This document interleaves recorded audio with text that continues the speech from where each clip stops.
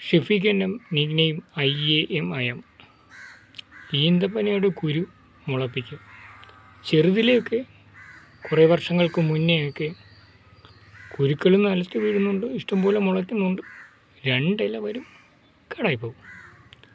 ഇപ്പം ഇനി അടുത്തായിട്ട് ഒരു വർഷത്തിനിടയിൽ അല്ലെങ്കിൽ 2 വർഷത്തിനുള്ളിലൊക്കെ ഇഷ്ടംപോലെ കുരു കൊണ്ടുവരികയും പോളിത്തീൻ ബാഗിലായാലും മണ്ണ് നിറച്ച് വെച്ച് അല്ലാതെ തറയിൽ തണലത്ത് പാകി നോക്കി, വെയിലത്ത് പാകി നോക്കി, പല വിധത്തിൽ പാകി നോക്കി, ഒരു രക്ഷ ഉണ്ടായിരുന്നില്ല. പക്ഷേ ഇപ്പോൾ ഒരെണ്ണത്തിൽ 4 ഇല വന്നു.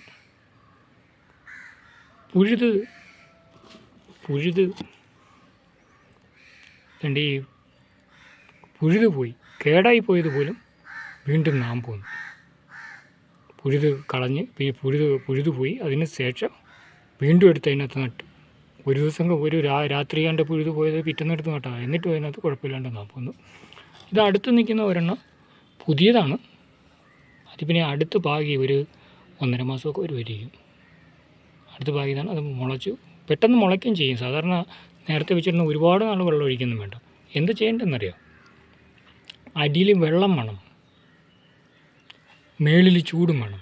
അടിയിൽ വെള്ളം വേണം, മേളിൽ ചൂട് വേണം. ഒരു പോളിത്തീൻ ബാഗ് എടുക്കുക, അല്ലെങ്കിൽ എന്തെങ്കിലും കീസോ എന്തെങ്കിലും ഒരു സംഭവം എടുത്തിട്ട് അതിൻ്റെ അടിഭാഗത്ത്, ഇപ്പം പോളിത്തീൻ ബാഗ് എടുത്തിട്ട് പോളിത്തീൻ ബാഗിൻ്റെ അടിഭാഗത്ത് ഹോളുണ്ടല്ലോ, അപ്പോൾ അതിനെ വെള്ളത്തിലിട്ടിരിക്കുമ്പോൾ എപ്പോഴും ഇത് മണ്ണ് നനഞ്ഞിട്ടുണ്ടാകും.